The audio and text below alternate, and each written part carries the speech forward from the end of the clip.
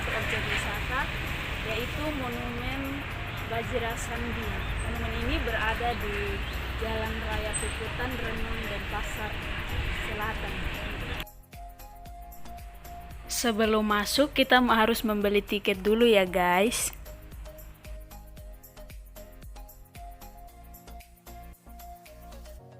Setelah membeli tiket, kita harus mengecek suhu supaya mencegah penyebaran virus corona. Oke guys, untuk masuk ke monumen ini kita harus membeli tiket, dan tiketnya saya sudah beli. Satu orang itu 25.000 untuk dewasa, kalau untuk anak-anak 10.000 saja. Setelah membeli tiket, kita sudah dipersilakan untuk memasuki monumen ini. Sebelum memasukinya, kita harus mencuci tangan dulu guys. Kita harus tetap mematuhi protokol kesehatan. Oke guys, sekarang saya sudah di Monumen Bajra Sandi. Seperti kita lihat di belakang, ini adalah pintu masuk Monumen Bajra Sandi. Untuk diketahui, monumen ini dirancang oleh Insinyur Ida Bagus Yatnya pada tahun 1987.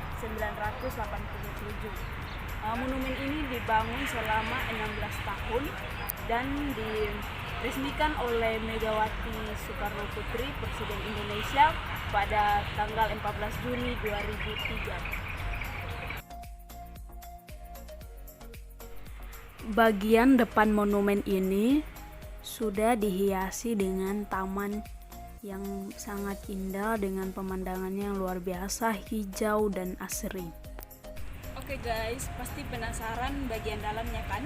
Ayo kita masuk.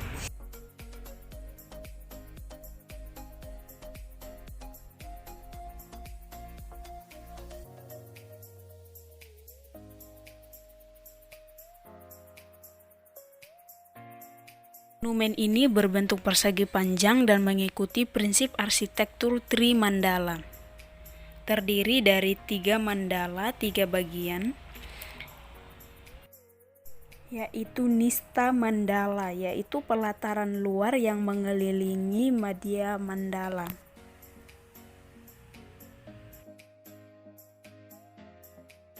Dan ini adalah bagian Madhya Mandala, halaman yang mengelilingi tempat utama mandala. Di sini terdapat kolam ikan.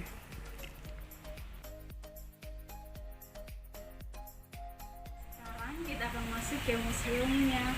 Oke, let's go guys. Dan sekarang kita memasuki bagian yang disebut sebagai utama mandala, yaitu bagian utama yang berada di tengah monumen. Di bagian ini terdapat kolam ikan bundar bernama Puser Tasik dengan ornamen air mancur. Di bagian pertama ini juga terdapat ruang informasi, ruang pameran, perpustakaan, ruang administrasi, dan terdapat juga toilet. Oke guys, sekarang saya berada di lantai 2. Di lantai ini tempat 33 diorama, yaitu perjuangan rakyat Bali melawan penjajah dulu.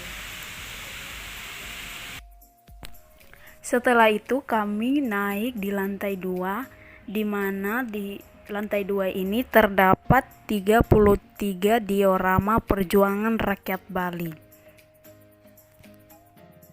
Jadi guys, di monumen ini bukan hanya digunakan sebagai objek wisata, tetapi juga bisa digunakan sebagai tempat untuk belajar tentang sejarah perjuangan rakyat Bali melawan penjajah pada zaman dulu, dan bisa juga untuk untuk menambah wawasan sebagai generasi muda.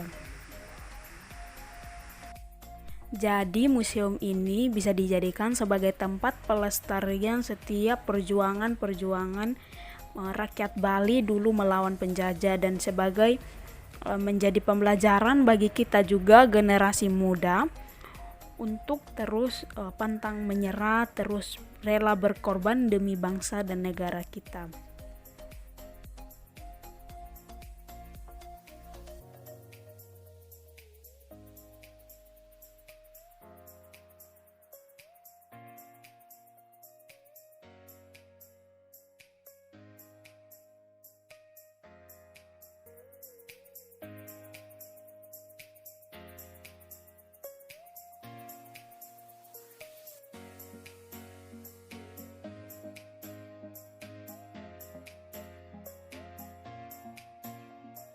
Setelah dari lantai 2 kami menuju ke lantai 3, di mana lantai ini merupakan lantai atas. Di sini pengunjung bisa melihat pemandangan kota dan pasar.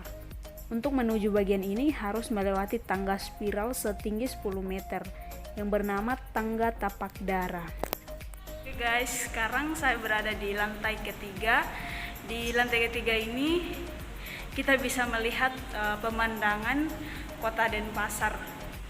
Dan ini pemandangannya.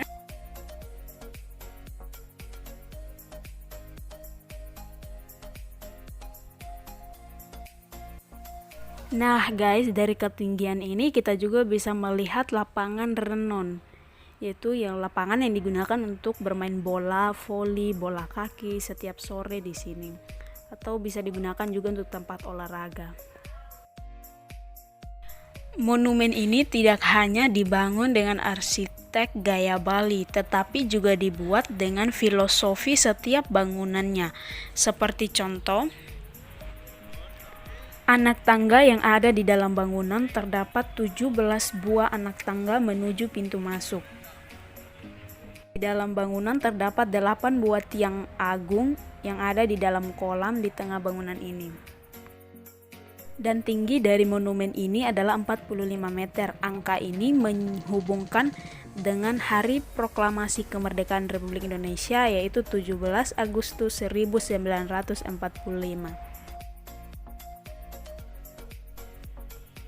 Akhirnya selesai juga saya mengunjunginya. Oke guys, untuk mengakhiri video saya ini, komentar saya, tempat ini sangat bagus. Selain sebagai objek wisata, tempat ini juga sangat bagus untuk mengedukasi kita tentang bagaimana sejarah perjuangan rakyat Bali dan penjajah. Terima kasih sudah menonton video ini. Sampai jumpa.